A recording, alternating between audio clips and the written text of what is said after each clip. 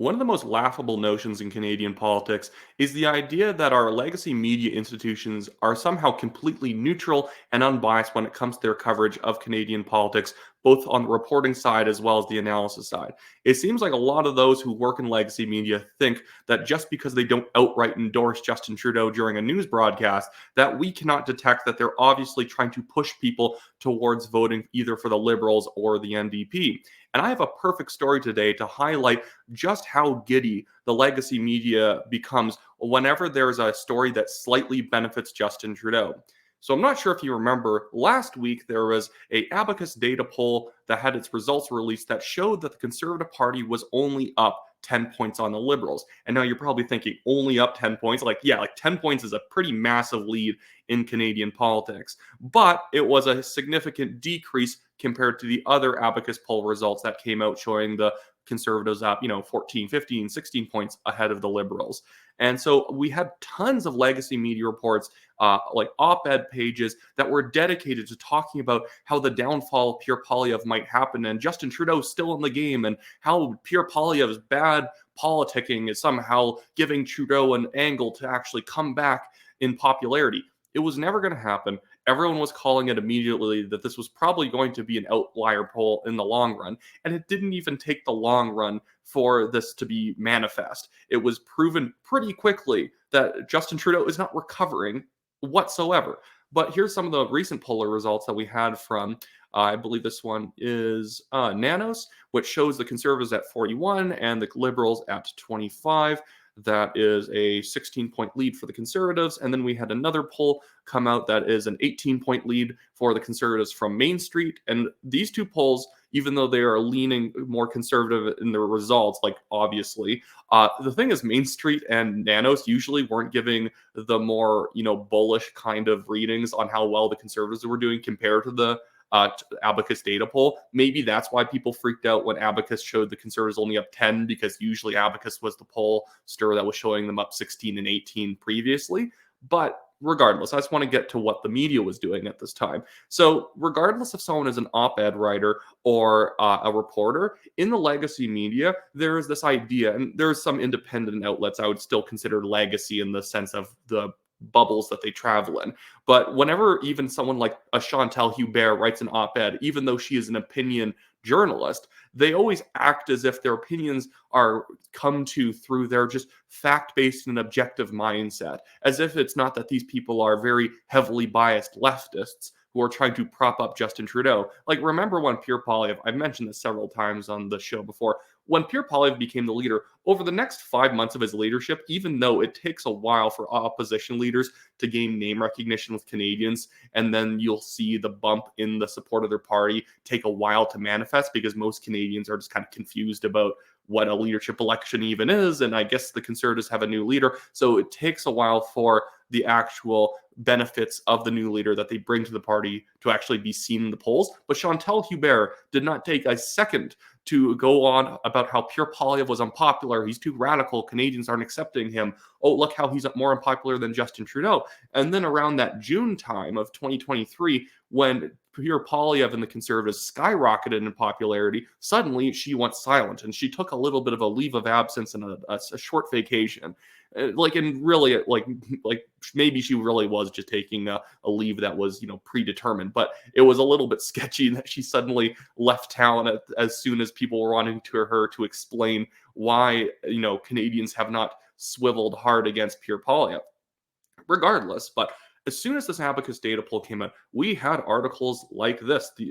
Obviously, you can assume the content by the title. I've read them, and it was basically this, playing up this narrative that Justin Trudeau could actually come back because Pierre Poilievre is scaring people, and he voted against Ukraine, which he didn't, or he voted to cut X thing that's very sympathetic, which he didn't, or whatever. And they were pushing this idea that somehow Pierre has unmasked himself as a radical, and now Canadians are going to turn on him. So you get headlines like this: Poilievre breathes new life into Trudeau's chances. An article by Max Fawcett that did not age well. We have another one from the Toronto Star: Trudeau's Liberals gain support at expense of Poilievre's Conservatives, poll suggests. And then we had this one, Kinsella: Pierre Poilievre would be wise not to count out Justin Trudeau. And although Kinsella is usually considered more of a conservative journalist, you have a lot of red Tory types like him who are doing this kind of fear mongering against the Conservatives being outspoken on issues. Because unless you act boring like Aaron O'Toole, somehow the Canadian populace will turn on you, even though we literally proved through Aaron O'Toole's leadership that Canadians never warmed up to this diet liberalism that he ended up bringing to the Conservative Party's platform. Anyways, and then we also had this podcast with Peter Mansbridge and Chantal Hubert and someone else. I don't really count, well, Bruce Anderson, where again, these people are pretending as if they just know politics better than you. That, well, if you understand how Canadian politics works, you'd know why Pierre Poilievre is falling in the polls right now. That wasn't the entire thing. Chantal Hubert tried to compare Pierre Poilievre to Fidel Castro and other dictators simply because I think when the Conservative Party put out membership cards, and you can disagree or agree with this as a good or bad move, they had Pierre Poilievre's face or like his image on many of the membership card options, and she was saying that this was like dictator-like, and more evidence of why Pierre Poilievre is falling in the polls. And as soon as the polls actually shoot back up, they're nowhere to be found. These people never actually come back and explain themselves whatsoever. I actually just want to quickly go and check Chantal's. I'm not going to check her Twitter account, but you get the point. The idea that somehow the legacy media is trying to just tell it like it is, and we're just going to give you the facts and that's it. One poll came out, and there was dozens of op-eds written about how, or even just media reports acting like they were completely neutral, basically trying to feed into the narrative that Poilievre is weak and Justin Trudeau is ascendant because Pierre Poilievre is radical. They're trying to kind of launder that narrative into the media so that it's repeated so often it becomes the unbiased way of referring to Pierre Poilievre. I guarantee by election day they will start trying to always refer to Pierre Poilievre as controversial Conservative leader Pierre Poilievre. They're going to hit him with a couple of fake scandals that they basically just create out of whole cloth, and then forever until the election it will always be controversial leader Pierre Poilievre, or Pierre Poilievre, who is slipping in the polls recently because blah blah blah blah blah radical policy stance that he never actually took. This is exactly the media's game. And as much as they try to pretend to be unbiased, if you ever hang out with these people, and I've been around many of these people in legacy media, they're very, very political people.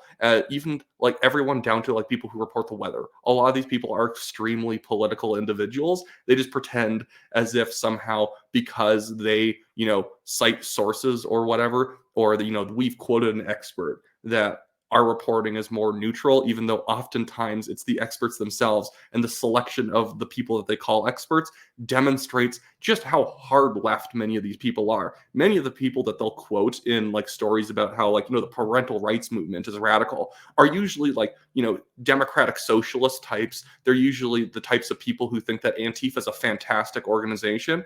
They're not neutral individuals. Anyways, well, that should be pretty much it for me today. I have my usual give, send, go link in the description of this video. In a lawsuit fight with a billionaire, I'm winning it. It's just a stupid defamation suit to try and bleed me of money because he doesn't like people reporting on true things about him. And so I'm currently winning that case. But if you want to throw in $5, $10, whatever you want, it really helps me out. And then I am also running for the Calgary Signal Hill Conservative Party nomination. So if you live in Calgary Signal Hill, definitely buy a membership. Make sure your entire household has memberships. 14 years and older is allowed to vote. And make sure you show up and vote for me, number one, whenever the date for the nomination race is called.